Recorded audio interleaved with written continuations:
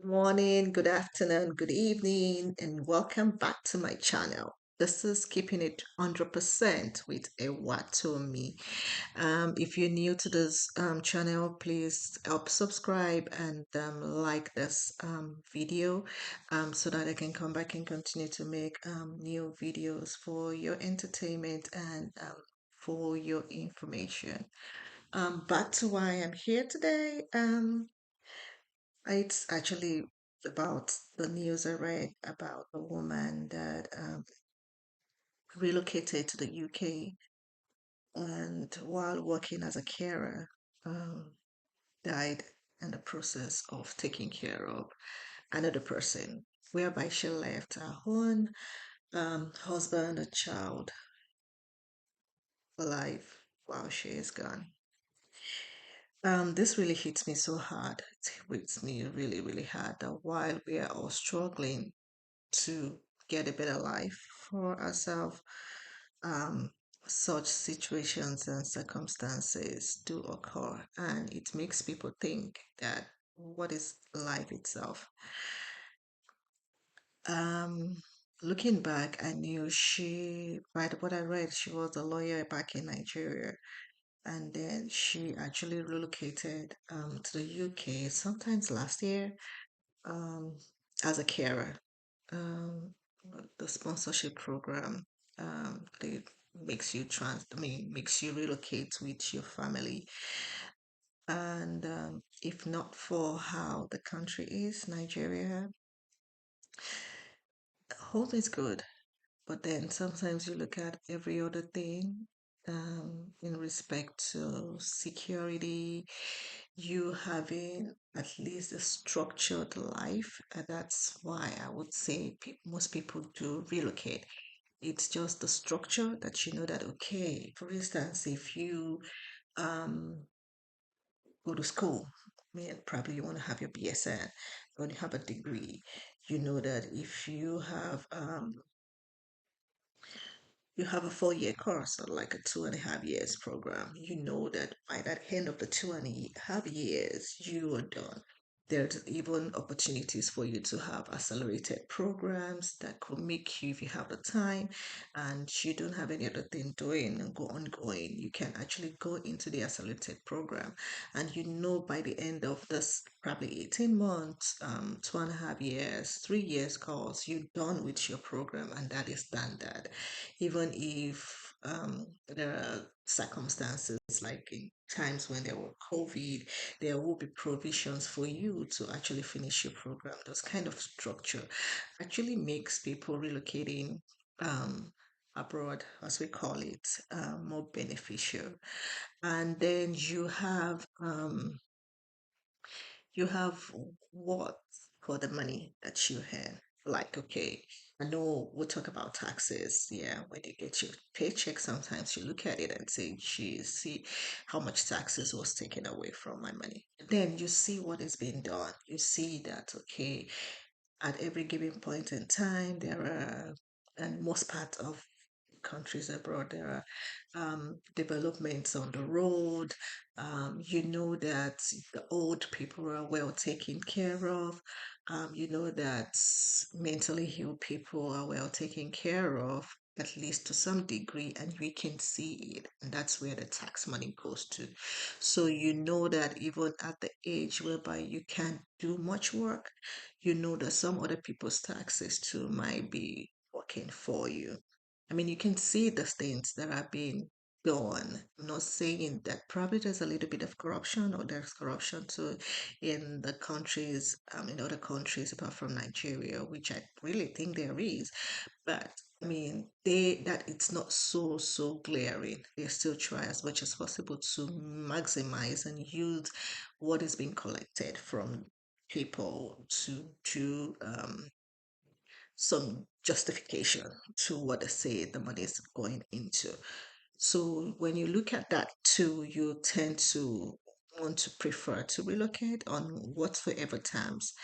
So I wouldn't blame her for relocating. Sometimes when you look at kids too, I mean your children, you want a better life. Here there is disparity, there is racism, fair enough, but then they still have children that immigrate from African countries still have um, the opportunity to be whatsoever they want to be.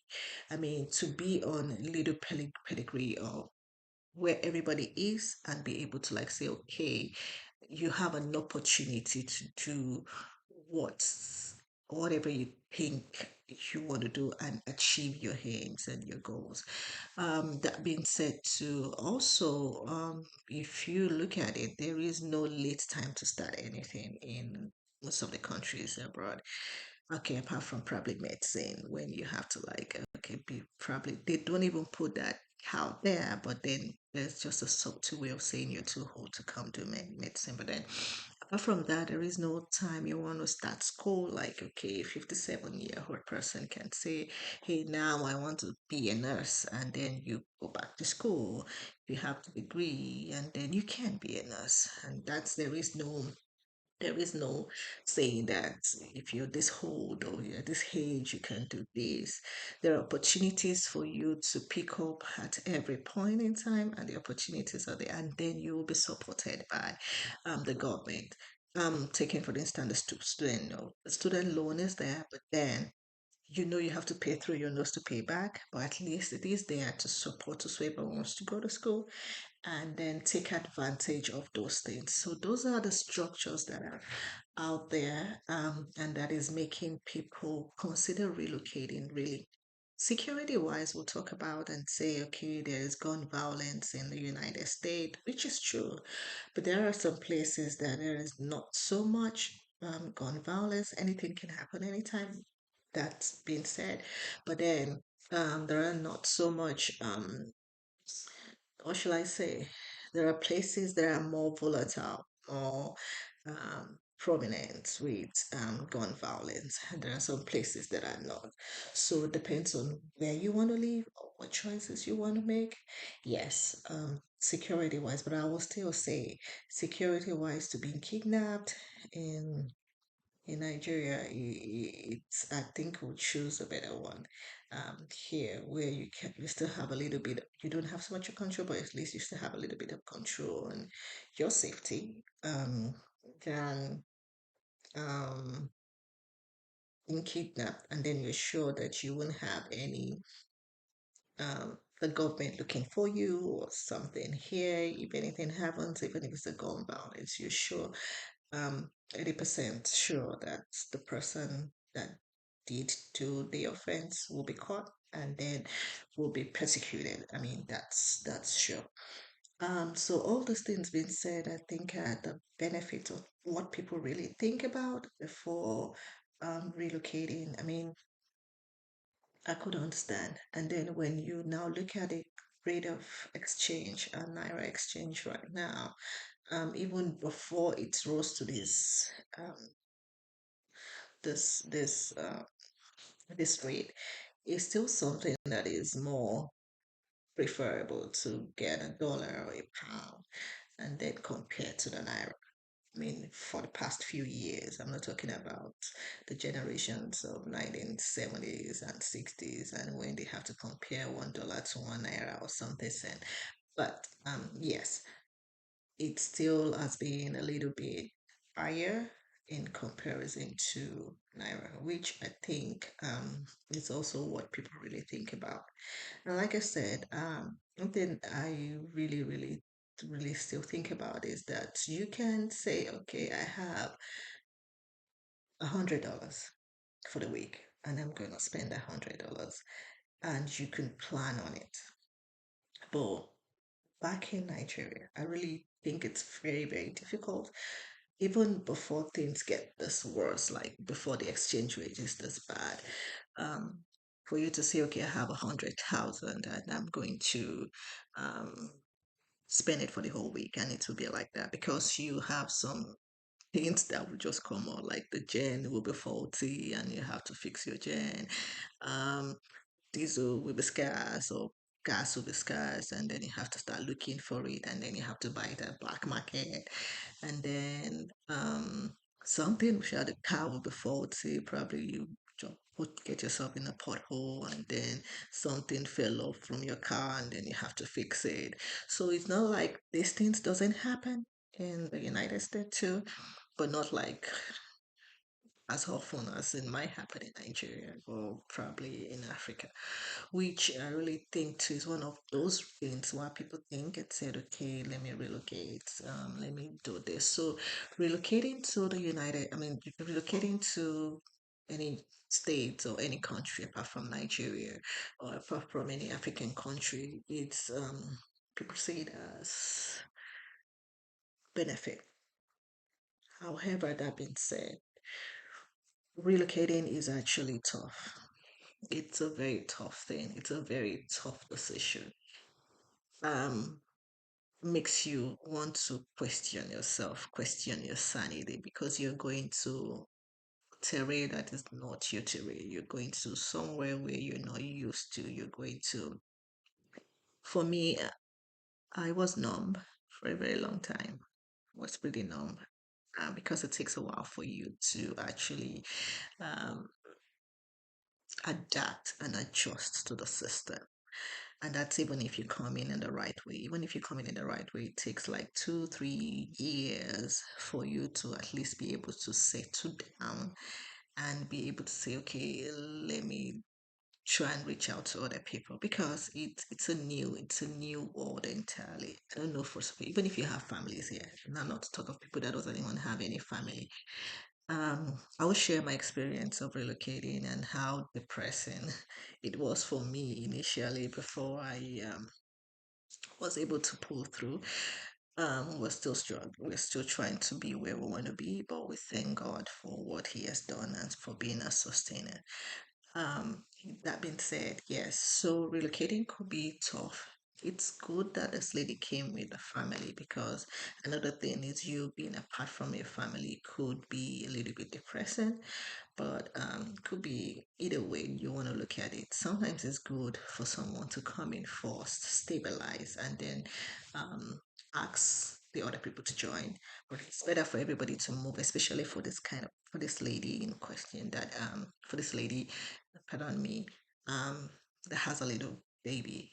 I mean, the husband will be able to like at least be the babysitter or babysit the baby at home while she works, which is a good thing because another thing relocating abroad is the fee of babysitting. Jesus, it will make you question having another baby because it's a lot of money. We're talking about like 200 to $300 basic for a week to babysit baby. I mean, to put your child in a daycare, so we call it. And this they even have to like bill you. Um, you have to be billed on how old the baby is. Like if your baby is like some weeks old or some months old, you know that you'll be paying more higher because they're taking the risk of taking care of such a little baby. And then to when they're getting older, which then have to put them into what they eat and whatever and all the things they do. So yes, the fee for babysitting in most countries abroad it's a lot that will make you question you coming in with this way because you just realize that you're doing all the work and then you're using it to pay people. Say, I mean, they take care, and that's what you're putting all the money into. So, yes, the option of coming with your family, I mean, with the spouse is a good thing because, yes, they might be able to babysit the baby while she's at work, and that is a plus. However, it's just sad that she eventually did die and they had to pull the life support um on her while she's actually looking for a greener pasture. I don't have a preview of if she has any underlying ailment. I read in a comment as someone saying probably she has an underlying problem. Yes, before you could actually collapse. It might be because she has an underlying problems or because yes she's actually stressed because I must say when you come here when you come abroad in any country where you want to be, where you relocate to, they will max you out for every penny they pay you. you would do the work. And when I mean you do the work, you do the work. If it's 8 hours, you're doing the 8 hours. The 30 minutes break, you're even thinking about